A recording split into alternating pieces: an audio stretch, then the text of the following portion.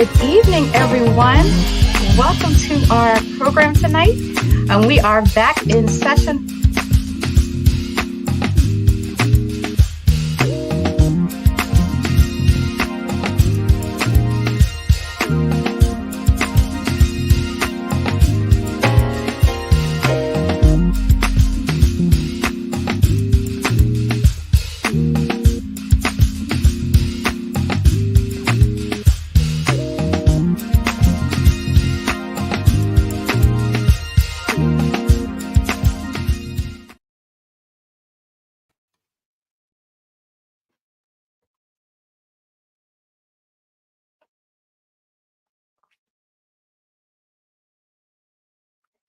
Hello, good evening, everyone, and welcome to another Mom's Night. And I am your host, Tanya Mae Yvette, and I'm joined by my lovely producer for the evening, Miss Markeisha Green.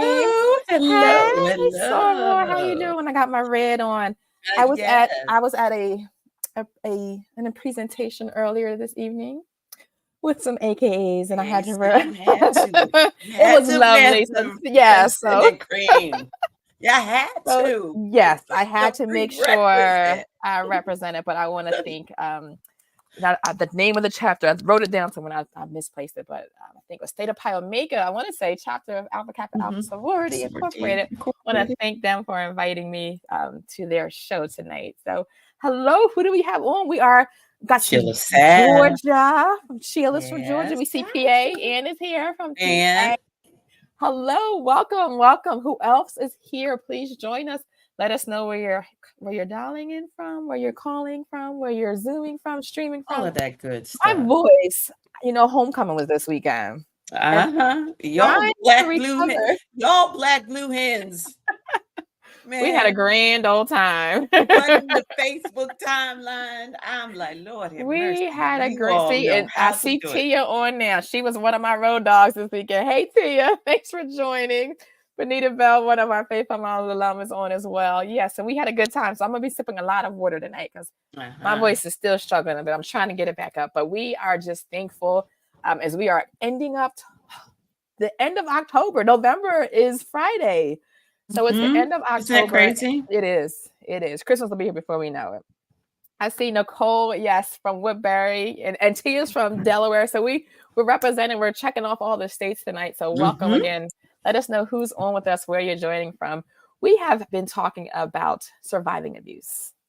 And I like to bring people into our planning sessions. When we were in September and preparing for this, I remember I reached out to the team. I'm like, I need y'all to pray. I'm going through these stories. It's a lot. It was. But God is good.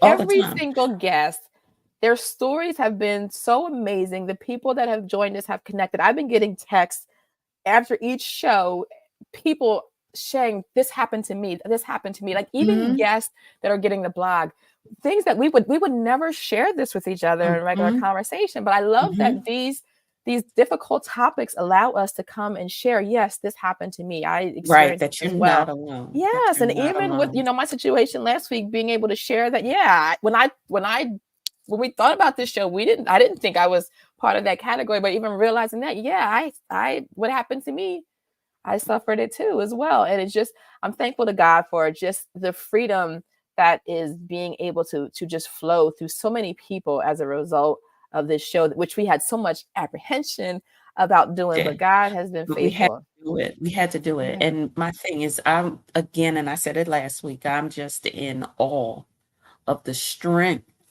that you and the guest have, just the strength, the courage, all of that.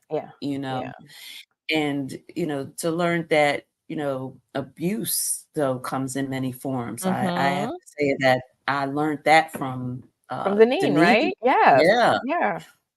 So I mean, it's redefining. I think we have it on mind what that is. That you have had, like, I would not have considered myself a person that had experienced any abuse, but when I think about it, verbal abuse, emotional abuse, that I've suffered. But that's the cat. That's the cat going by. But just the resiliency, and Yes. I was just amazed. I was So honored. resilient, I especially the was number of honored to be a childhood, part of. right? A lot of the childhood trauma that Yes. we heard about Yes. over these Yes. weeks. So if you have missed any of our shows, I encourage you to go back and watch our shows. We had 4 guests that really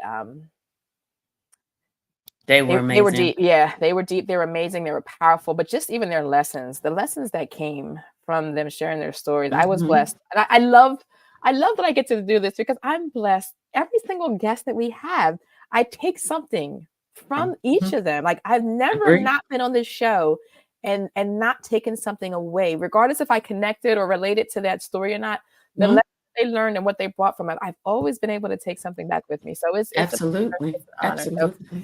yes, hello. I see Aunt Bess is on from Cherry. Hey, Aunt Bess. I see Aunt Chris is on too. So these are 2 of our constant guests that rarely jump on to say chat. So I love when I see their names come on because they come and say hi. We know they're always watching, but thank you for jumping in the chat and saying hello. Mother Elaine is on Yeah. as well. Mhm. Glassboro, New Jersey is on. So thank you. Yes, Ann said they presented with such grace. They did.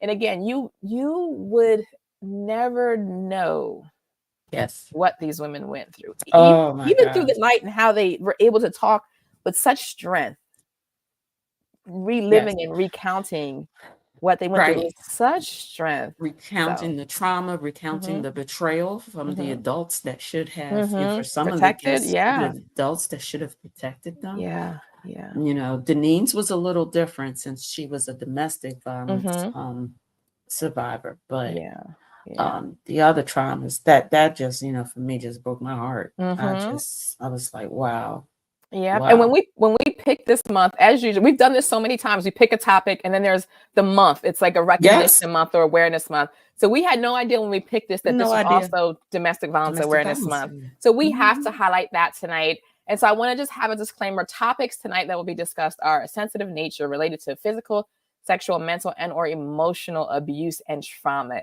And we want you to just make sure that you are showing extreme discretion. If you have younger ears in the room or vicinity, just be aware and be careful because there will be, some difficult topics talked about tonight. And again, all of our stories that we had are on Faithful Moms. They're written blog format. But then again, I just encourage you to join. At the end of each blog, it's the link to their past Mhm. discussion, their mom site in. And again, these conversations were absolutely amazing. So again, just go to faithfulmoms.org, take a look at those blogs under surviving abuse. And then also please leave us your email address so that we can stay in touch with you and keep you posted on some of our new and upcoming topics and series. We will be starting a new one next month. We are doing loss of a father. So we have some moms who have lost their fathers. And these are absolutely daddy's girls that are coming for the show. But one thing we thought about, Markeisha, and we've done this before, sometimes you bring somebody who didn't have a good relationship. And we didn't think about that. So we meant to bring them back for a special, but maybe have someone who's lost a father and they weren't a daddy's girl or they didn't have a good relationship. And when you see, Right. because sometimes when you don't have a good relationship with somebody and they pass away, there's a different type of grief that you're dealing with, a different type of issue. So we're going to And have to yeah. tackle that. And Well, I think I touched on that with my but your story brother's about my story, brother. absolutely. Yeah, That's what made my me think of. mother and I didn't, Mhm, mhm. loved her, but we had a very, very tumultuous Yeah, relationship. We did. yeah. We did. So I'm gonna go ahead and get right into our show. If you could be so kind to bring out our guest for tonight, Miss Yvonne Williams, while I Gotcha. read our mission. Our mission at Faithful Moms, we are a community of moms that provide biblical and emotional support and content to bring hope, encouragement, and inspiration to women facing difficult seasons in life. So tonight, our guest of honor is Miss Yvonne Williams. I want to say good evening and welcome to our show. Thank you. Thank Thank you for you. being absolutely. Thank you for being here with us. I'm going to ask you just to do a quick introduction, say hello to our guests, let them know a little bit about who you are and what you do, and then we'll pray and get right into your story. Okay. Again, my name is Yvonne Williams. I am a domestic violence counselor for over maybe 25 years. I specialize in domestic violence, helping survivors, counseling them to encouraging them to let them know that they can make it. they can go forward, regardless of what the situation was for them, whether it was verbal or whatever the domestic violence was, they can make it. So I'm there not to tell them what to do, but to empower them and to let them know that there is help out there. Wonderful. Wonderful. So tonight is definitely going to be a night of information. We are going to share resources. If anyone that is watching, if you know someone who's watching who is struggling or suffering from domestic violence, we want to be able to provide resources and information to provide that help. We say it, love does not hurt. So if you find yourself in a situation, we want to be able to help and to bring that freedom to be able to say that you survived, just like the rest of our guests, I've survived. So I'm opening this up in prayer and we'll get right started. Dear Heavenly Father, God, once again, we thank you for this Tuesday, for keeping us another week to be able to come back together and to be able to just hear another story and have another conversation, Lord, about something that was difficult, that sometimes we may not always see you in our situations, but we know you're always there, God. We know that you never leave us, Lord. So we just pray that you would bless our conversation tonight. Please bless Miss Yvonne, bless myself, and just allow us to be able to say something that somebody needs to hear to help them, especially if there's someone that is struggling and suffering through domestic violence. God, allow us to give them the information and resources that they need to be able to break free from that. We thank you that there's freedom in you. In Jesus' name, be with all of our technology. Allow everything to work exactly as it should. In Jesus' name, amen. Amen. Okay. So hi, Queen. I see you on as well. Miss Karen is on also. Good evening. Good evening. So I want to read your bio, but it's interesting. When we first asked you to come, we were asking you to come on more so as a resource, but you have a story too. You have your own story. So I'm going to read your bio really quick, and then I'm going to get right into a question about you sharing a little bit about your experience before we talk about the resources that you support. And so Miss Yvonne Williams is a professional and has been a professional in the field of women's rights for over 25 years. She's a domestic violence specialist working with survivors of sexual assault, human trafficking, and domestic violence. She serves on the New Jersey Coalition statewide as a board member. She was an active in the Camden County with the prosecutor's office, the Bridge of Peace Church, Kane Avenue Baptist Church, and the Camden County Women's Center, helping to bring clergy in the city of Camden together to have a discussion around the concerns of domestic violence in the churches. Yvonne is a domestic specialist, certified social worker, and serves as a liaison between the Camden County Domestic Violence Center and the Division of Child and Protective Services. So again, I welcome you, Miss Yvonne, to our show. And I want to ask you experienced both abuse as a child and as an adult in form of domestic violence. So I want you to kind of just recount some of what you shared, again, as how comfortable you're willing to share, and really how your journey, how your experiences led to you becoming a domestic violence advocate. Okay, I want you to know that this is the first time I told my story to a group of ladies, and I felt led to do this tonight. Wow. It takes time everybody can't just come up and tell their story. It takes time, right? Mm-hmm. So as a child of, I'll just go 12 years old,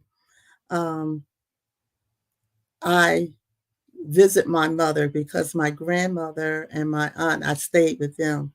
But my mother had a boyfriend and they had 3 children. So my mother asked my grandmother, hey, let Yvonne come to my house. I need help with these 3 kids. So my grandmother said, okay, that's your daughter. What happened, my mother, I don't know, I don't blame my mother, but she let this boyfriend talk her into letting him see my breasts. Now, I was 12 years old, and I was saying, no. And she said, it's okay. It's okay. You can do that. You just want to see if his breast was bigger than mine. Needless to know, she didn't know she was setting me up for this man to rape me at age 12. I was so embarrassed. I was ashamed. Somehow my family, my cousins, everybody found out that this happened to me. I begged my grandmother. I said, I don't want to go over there. I just didn't tell them why. Yeah. You need to listen to your children, even if they can't tell you exactly what happened. And I said, I don't want to go there. I don't want to go there. But they said, that's your mother. She wants you there. So he raped me, and they did find out. My mother found out. And my whole family, my cousins, my aunts, everybody was talking about it. And I grew up and I said, I can't tell nobody. I couldn't tell nobody of what happened because, again, I was ashamed. Back then, they didn't call DCF. They didn't call them.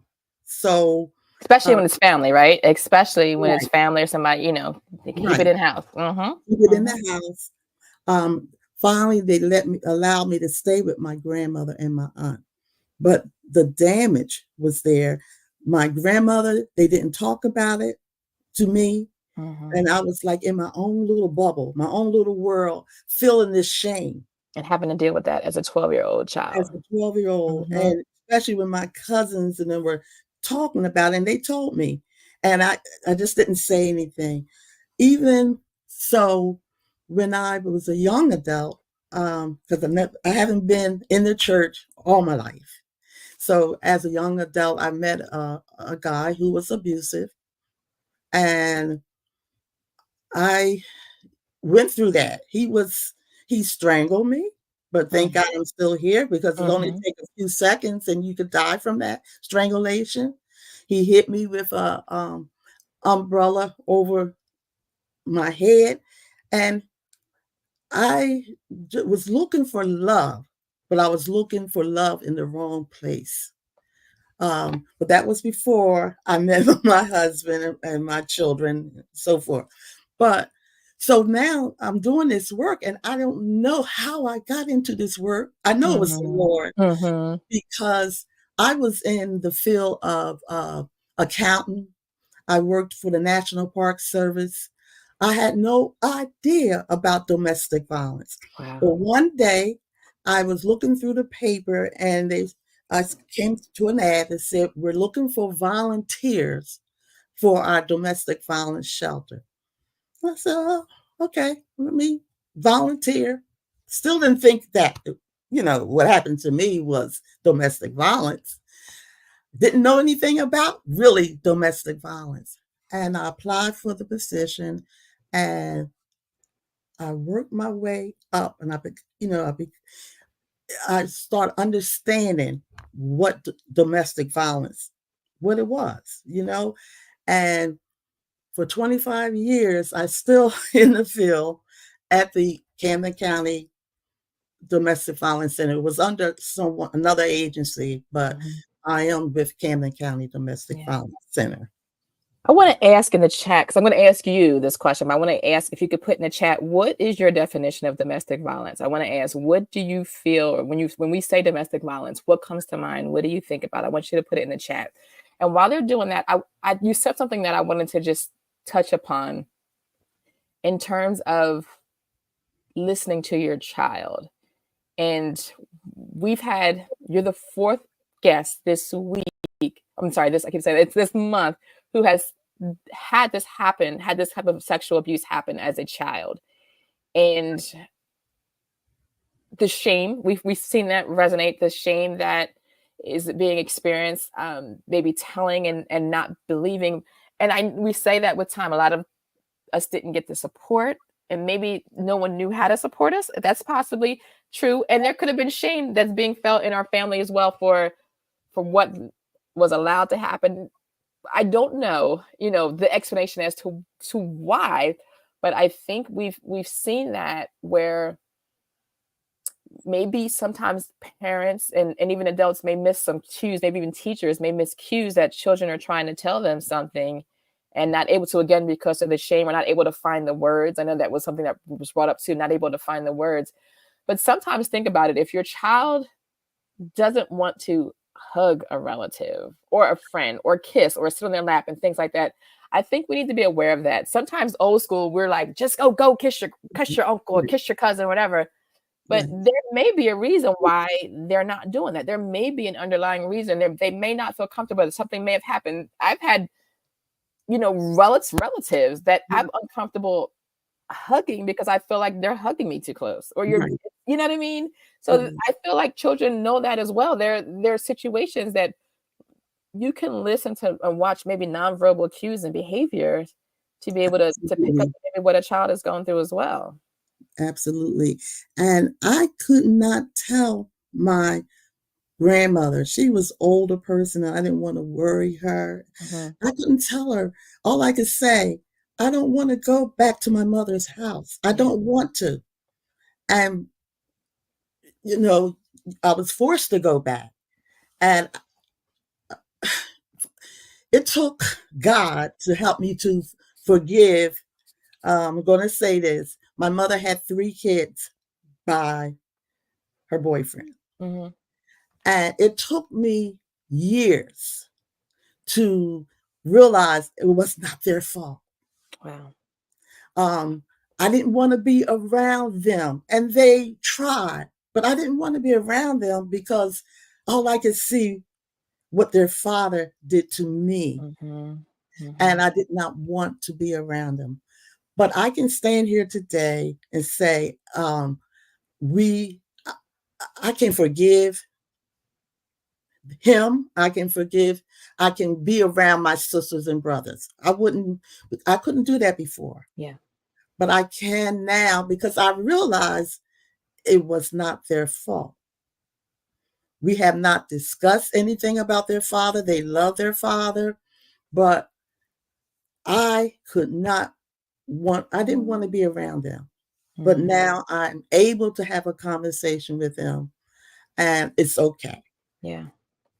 Wow. That's we talk about, we've talked about it each week.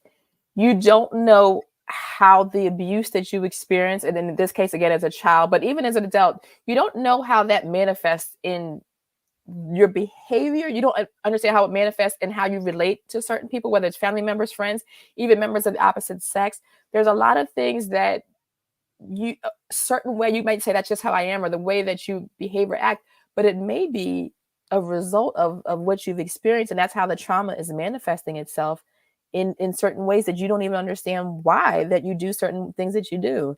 And we've been saying it every week, and we'll continue to say it. We absolutely advocate for mental health counseling, for therapy, regardless of what the situation is, because we need help emotionally. These are people that are trained professionally for emotional and mental healing and health, so that we can navigate through some things to again help us understand why are we the way we are. It could have been something that happened to us. And some people even suppress some memories. You know what I mean? Some people don't think about it, and things may come out in therapy that they may have long suppressed and forgot about, but it's still showing up in the way that they live and the way that they act. Again, on our website, faithfulmoms.org, we have a resource page where we have local Christian-based mental health providers that we recommend, thoroughly and highly recommend, to be able to support anyone who's, whether it's abuse, whether domestic violence, or any other situation that you feel that is struggling with it. You're not getting through life. Life is hard. Life is difficult.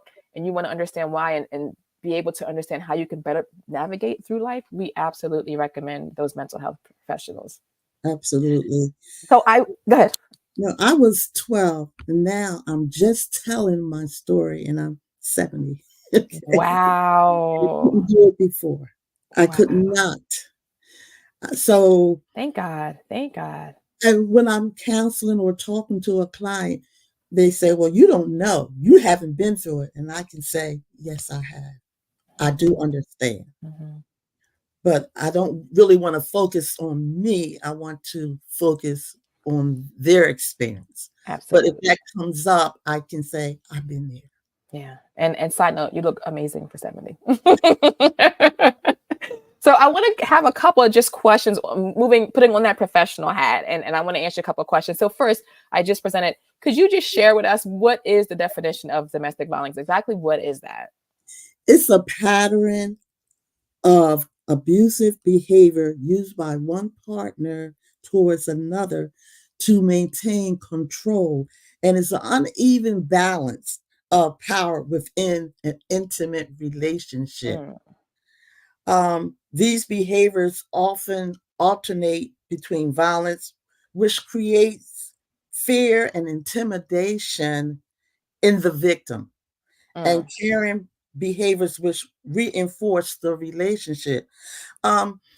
What we found out, the abuser does not abuse other people, but he waits and abuses the person they claim to love. And they choose the violent behavior, and the violence escalates as time goes by. And I want to also say abuse is not losing it. You know, the word abuse, he abused, but I couldn't help myself. No, the abuse is not losing it. But that's a tactic that the abuser used to gain advantage over their partners. That control. That's the key, right? Uneven control. It's the power and control. Oftentimes, I'm sorry. Can you see me? We can see you. Okay. Oftentimes clients will come to me and they said, I'm not abused. It's because he didn't hit me. He didn't hit me. It wasn't physical. It wasn't physical. But abuse comes in verbal, yelling. It could be name calling, constant complaining, criticizing, blaming you for everything. It could be psychological abuse, dismissing, oh, you don't know what you're talking about. That didn't happen. Get out of here. Emotional abuse could be ignoring your feelings, withholding approval. It could be financial abuse. You know, he takes all the paychecks. He give you what he want to give you. Or if you go to the store and I want the receipt, why did you spend so much money? I want to see that receipt. It could be sexual abuse. If you say no, that means no.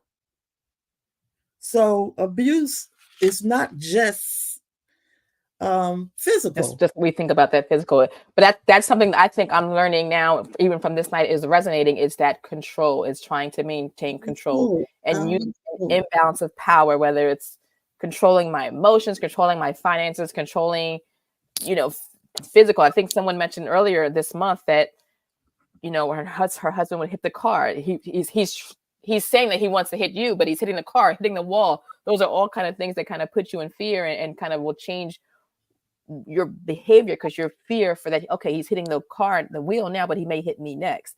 But it's all about it's an imbalance of power and one person exerting control over another. And it absolutely can be female as exerting the power over male too. It's not just male. Absolutely. Either party in the relationship as well. As far as the male, maybe he was taught not to abuse that woman or hit her. Right, because you always hear hit. They do everything but hit, right? I can't hit a woman, but I'm going to do everything else in my power to try to control them, absent of putting my hands on them. Right, exactly. So domestic violence is like in 3 stages. The first stage is like a tension building period. You may be walking around in eggshells. You can't do nothing right. Oh, you didn't have my dinner ready. I told you have it ready at 5 o'clock. Or maybe you didn't give me what I wanted at that particular time. So you're walking around on eggshells. You're trying to keep the children calm, but it doesn't matter. He's going to find something to complain about. The second stage is it happens, whether it's physical, verbal, it happens. And then the third stage, we call it like the honeymoon stage. I'm sorry. I didn't mean to do it. I love you. I love the children. I'll never do it again. I'll never do it again. Just give me one more time, one more chance. But guess what? Unless he gets help or she gets help, it's going to happen again. It becomes a cycle. Yeah. That's so insightful to be able to, that 3-pronged cycle there of, sometimes you don't know and you're not aware of that, but you can tell, that's what I'm experiencing. That's what's going on. So just even able to think outside of not just someone beating you and battering you. Domestic violence is in that form of, again, that exerting control over someone else. Exactly. So my question to you is, as you're professional in your role, what would you recommend, or how would you tell someone to support a family member or friend that if we know someone that's experiencing domestic abuse, or we observe it? How should we handle that? Okay. First of all, you need to make sure that person is safe. Mm-hmm. That's priority number one. When you talk to that person, you need to make sure that you're not lecturing her. You need to make sure you hear her story. You have to make sure that she feels confident that she can talk to you, that you will not share what she's telling you with everyone. Mm-hmm. Okay. But once you realize that she wants to talk to you, then you listen to her story and what she's going through. Believe her. And she may not want to leave the situation right away. Okay. But that's not your job to say, get out, get out, get out. It's not your job to tell her, if I was you, I wouldn't do this. Because there are reasons that she may not be able to leave at that particular time. You don't know what he told her. If you go right now, I'm going to kill you, or I'm going to hurt your family, or hey, if you leave, how are you going to make it? Because perhaps she doesn't work. You have no money. But the good thing about it, there are resources out there, and you can give her. And I hopefully, I think she shared that on the line, that we do have a 24/7 hotline, and someone will walk her through whatever she's going through. But it's confidential. But I can't express to you to tell that person, get out. Get out. Listen to her. Find out, what can I do to help you? She knows what will keep her safe. Mm-hmm. Better than you or me. And what I do, I talk to them about a safety plan. Do you have a personal safety plan? So if this happens, what will you do? Perhaps you can come up with a word that you use for nothing else. And if you have a support system, if you say huckleberry, they will know, okay, I need to call 911, or she needs help. Mm-hmm. Mm-hmm. Mm-hmm. So I don't know if that answers you. No, it does. Now, I do have a question for you. I see that we're putting up on the screen. Can people outside of Camden County call the Domestic Violence Center, or is that typically support for people who live in the county? Every county has a domestic violence agency. Okay. And the services are free and confidential. Okay. Every county. There's 21 counties. There's 21 domestic violence agencies. Wow. And so that's in New Jersey, but then even those that are from out of state as well. Every out of state they have it as well. I don't know how many, but every state has a domestic violence agency. Okay. Thank you. One of the things I wanted to transition to, in your bio, we talked about you working with churches to bring clergy to have a discussion about the concerns of domestic violence in the church. And someone has been texting me, a friend of mine, since our show last week, and she shared that, her experience was at the hands within the church. It was within leadership in her church, and it's something we really don't talk about, but violence that's even happening in the church as well. And we talked about we were talking about, came up with the congregation care. I never heard it before. I'm like, it sounds good, but churches implementing congregation care, not only about abuse, but all these topics that we're talking about, grief, whether it's loss, depression, so many things that we're dealing with. And a lot of, do you even feel that it's the church's job to be able to support those things that happen in life? What are your thoughts on that? Well, the church should be a safe haven. Mm-hmm. It should be a safe haven. My thoughts, you have to be very careful, the leadership. And the reason why I'm saying that, if your pastor or whatever leader say, I want you to talk to this couple because they're having some issues at home, you're putting her more at risk. Because you cannot do couple counseling if there's abuse going on in the home. Why? Wow. She's sitting, okay, you have him, you have her, and let's say the clergy. He's gonna, when they get home, he's gonna get her. Why did you tell him that? He may give her a look, and she's not gonna open up because she won't tell the truth. Yeah. What's going on? So I recommend, if there is abuse going on in the family, that the pastor do not talk to we call them the batterer or abuser. We don't do it, because what you're going to say, your wife came in here and she said you hit her? And what's going to happen to her? What's going to happen? Right. What's going to happen now? There is a video that's out on YouTube called Broken Vows. And it talks about clergy and counseling, and it's a really good video. If you get a chance to go out and look at it, Broken Vows, it will explain what clergy should say to clients who witness domestic violence. And you're absolutely right.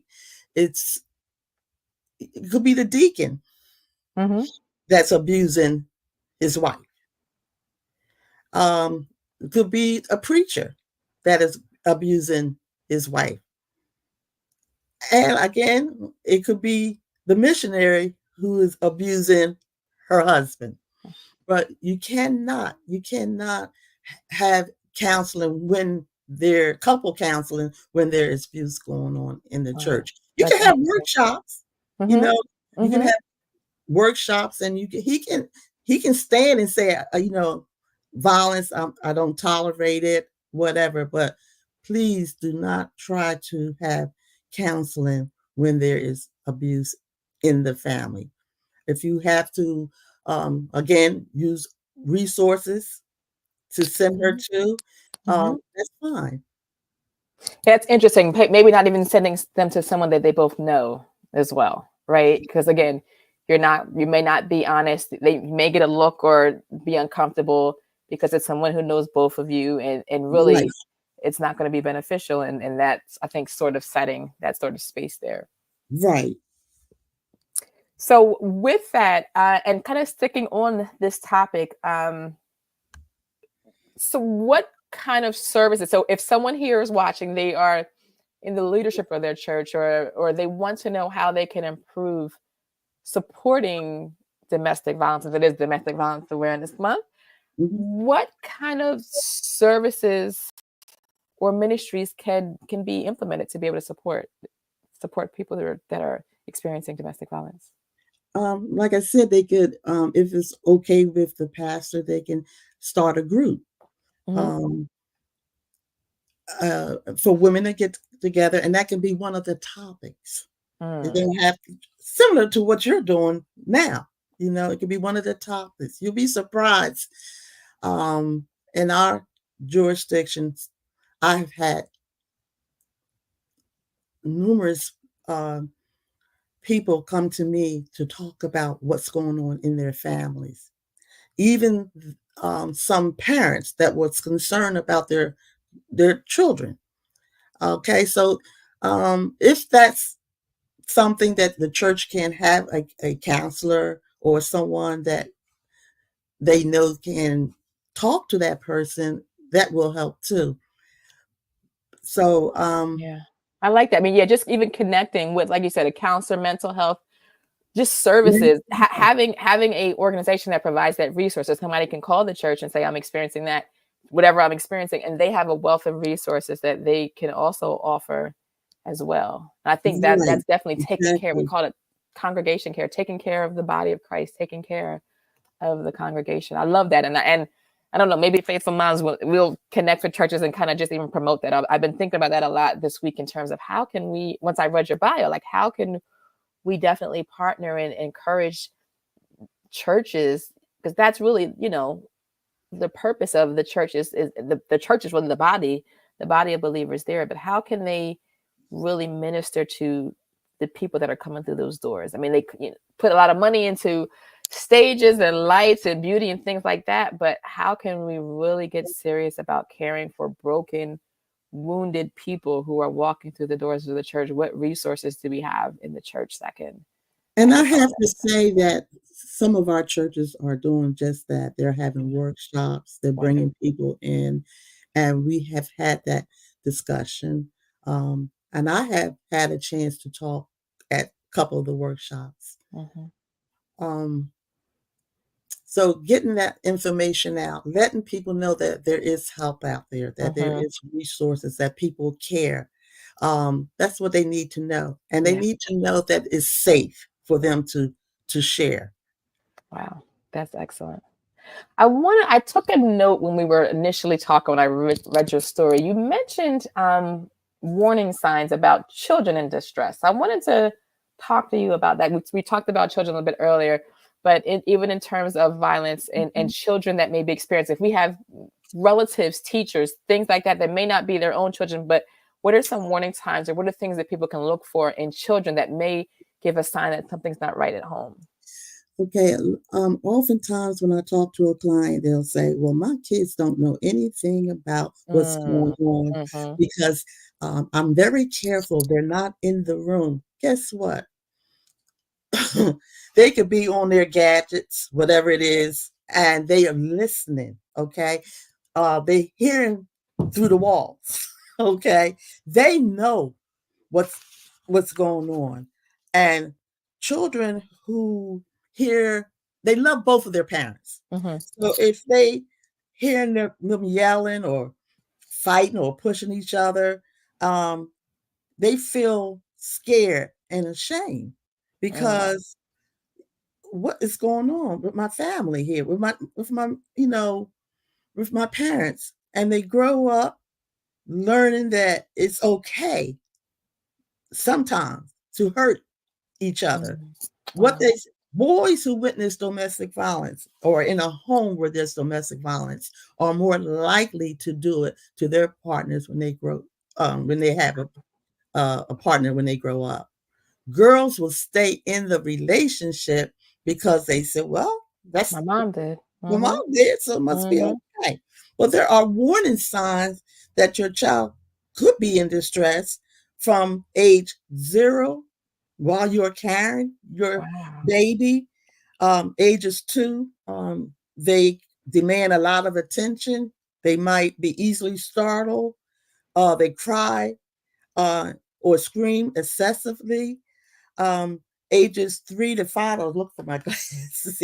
Ages 3 to 5, sometimes they have frequent temper tantrums, excessive fear or anxiety. And I'm just telling you a few of them.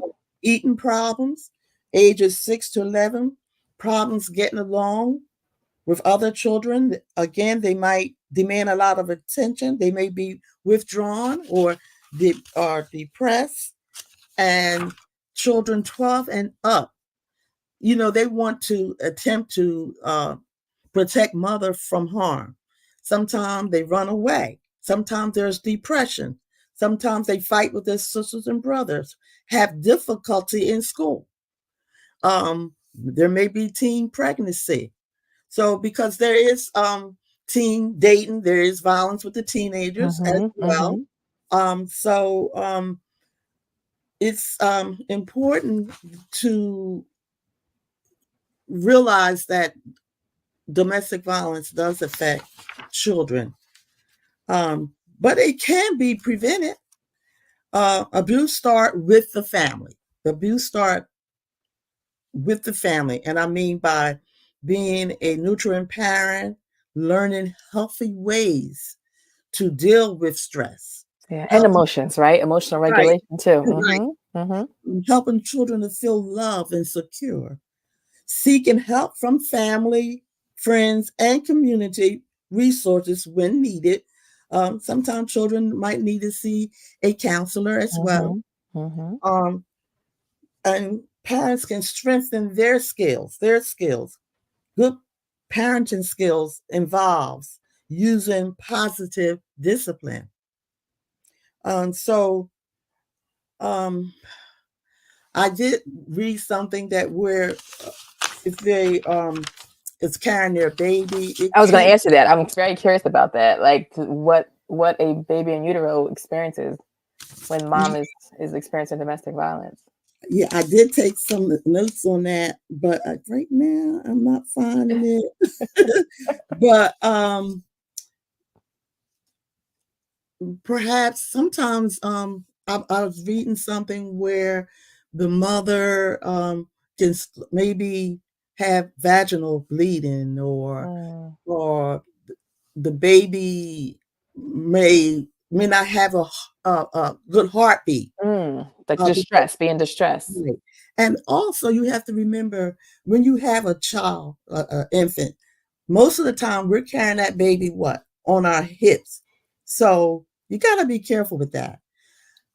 And why I'm saying that, if he is being physical, if the abuser is being physical, you may know how to, move out the way, but that baby don't. And that's oftentimes a child can get hurt because he swing at the mother and miss mom and hit the baby. Wow. So you need to be careful.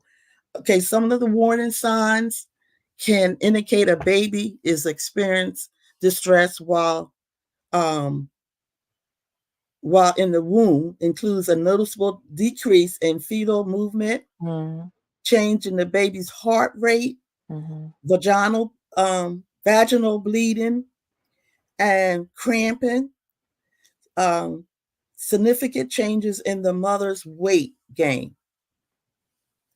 So if you know someone and those signs are going on, contact your healthcare provider.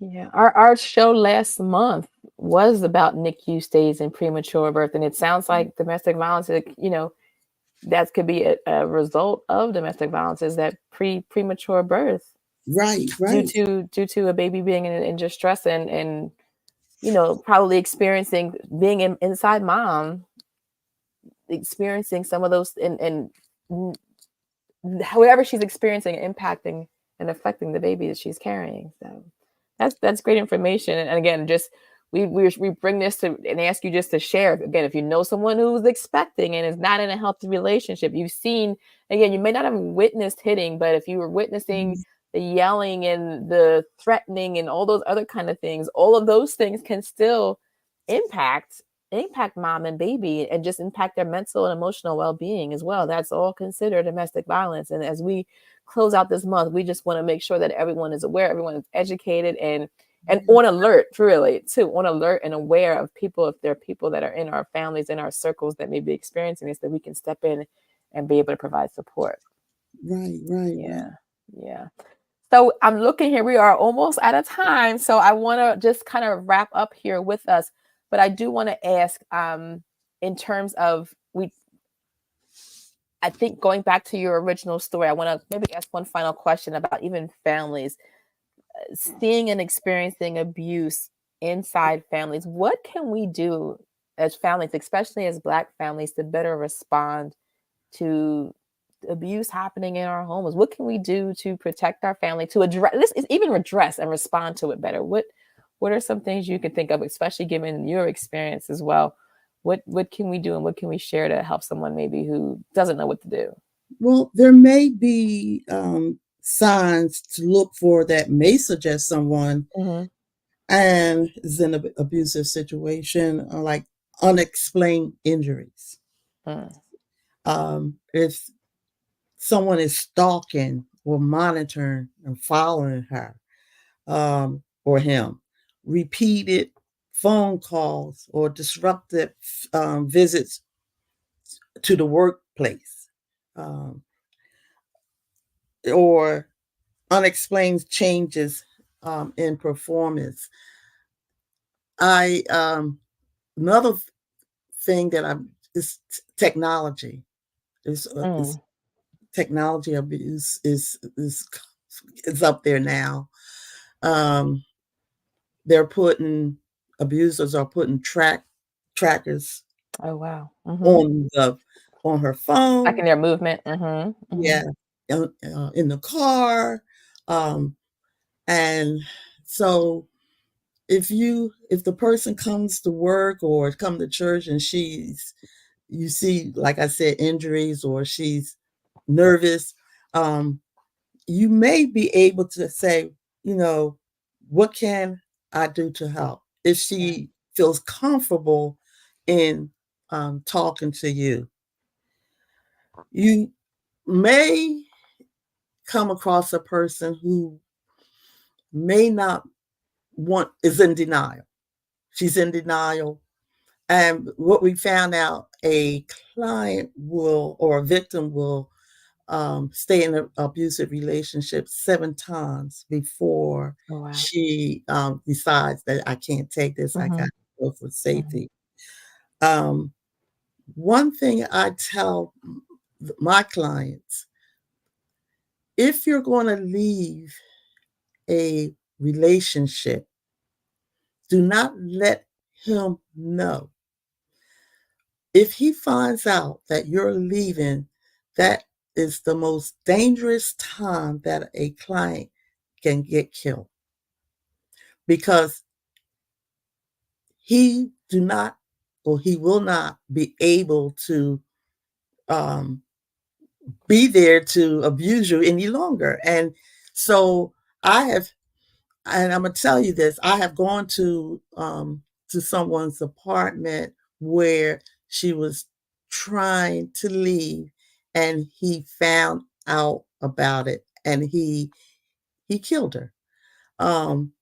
I tell my clients, do not go into a kitchen or any room where there's no windows, no exit. Don't go into a kitchen where there might be knives or forks that he can use. If you leave the home, do not go back unless you have a police escort. A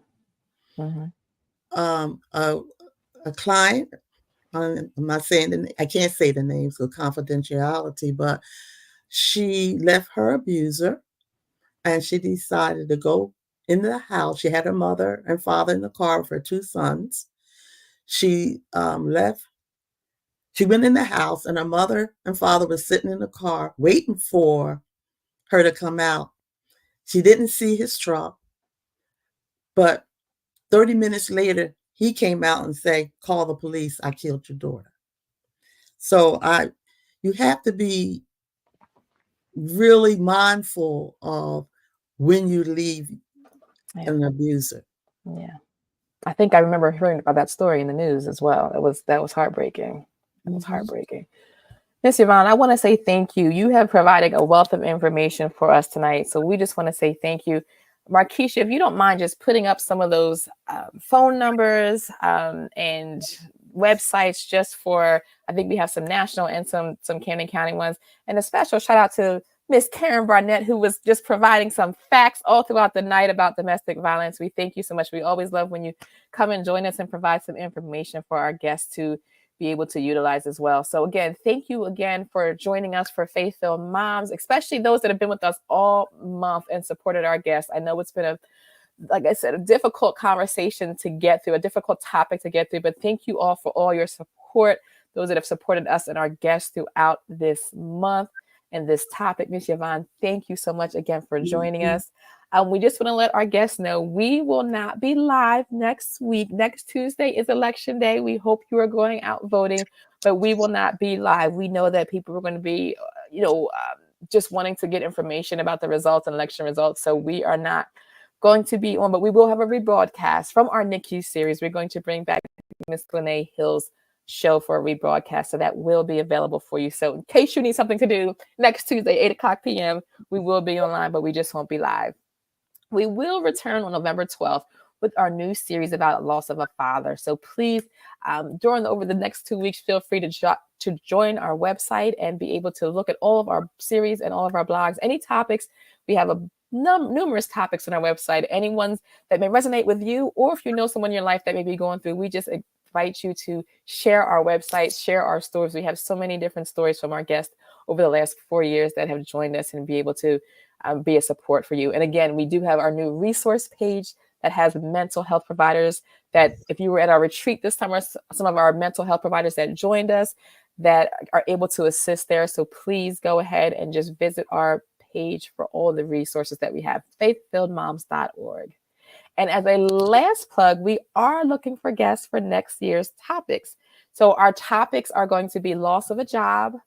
We're looking for LGBTQ parents. Yes, we're going to talk about that. We're especially in the Christian church. So we're asking for parents to come and share their stories as well. We're asking for adult children of an addict. And then we're also looking for women who've experienced or may be experiencing anxiety. So those are going to be our topics for 2025. We are coming and we're bringing you some serious topics that we are going to talk about. We are going to pull back the curtain. We are going to connect. We're going to provide resources. And we're looking for God to do amazing things through those stories, just as he did for this month for us as well. So again, feel free to contact us on our contact page on our website. If you know someone or if you yourself want to join us and share your story, we would love to talk to you about it. We want to again thank you to all of our guests who joined us tonight. We appreciate your support and we will see you in 2 weeks. God bless you and good night.